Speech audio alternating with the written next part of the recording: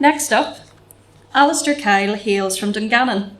He spent most of his working life in Canada, but is now back home for good. To keep him busy and out of the kitchen, his wife gently suggested that he should write short stories and maybe even a book, but certainly not on the subject of cooking. Tonight, he is reading The Postal Therapy. Welcome, Allister.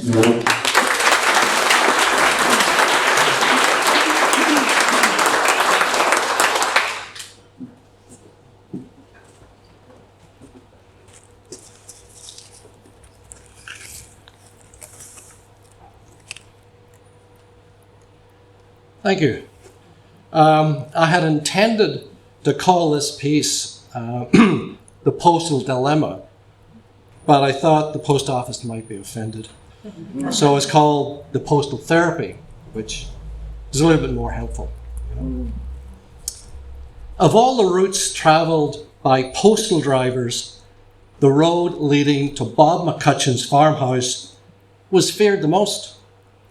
Starting out as a gravel laneway off the main road, it snaked around several low-lying areas with peat bogs on either side. Large potholes filled with rainwater appeared randomly along the route. Some were deep enough to bury a trio of cats or one mid-sized dog. After a bit, the lane widened out to reveal a permanent water feature, which flooded regularly during normal rainfall.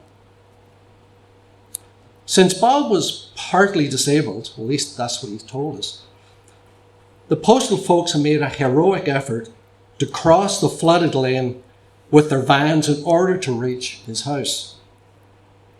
After conquering the flood, the postal vans then faced the hill from hell, a very steep but short ascent populated by small boulders, mud, and a generous helping of loose gravel.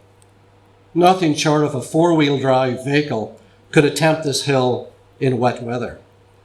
On dry days, though, postal vans could just about reach the top of the hill where the cottage was situated.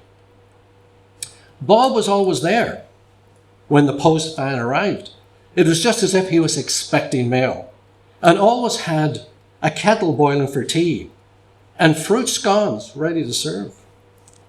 Most drivers were grateful for a little sustenance after the ordeal and were glad to take a short break.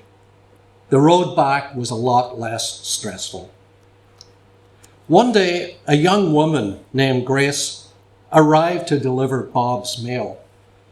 It was her first day on the job after training.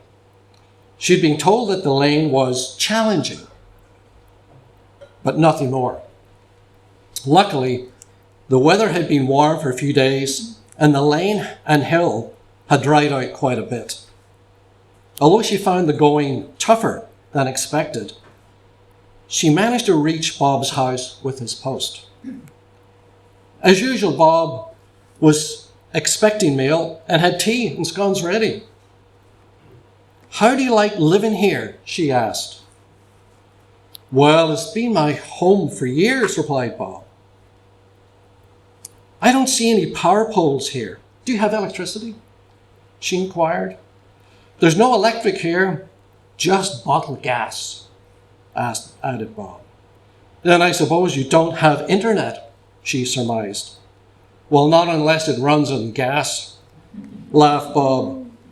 The young woman smiled at him and handed him a letter. "Do you get mail often then?" she inquired. "Almost every day," replied Bob.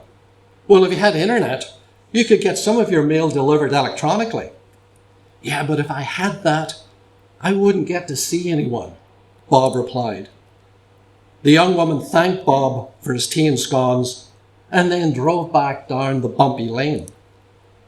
He must have a pen pal, or maybe even a lady friend, to receive so much mail, she thought. When she was out of sight, Bob opened the letter.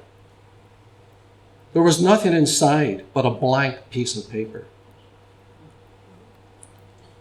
Sitting down at the kitchen table, he made a new batch of self-addressed envelopes.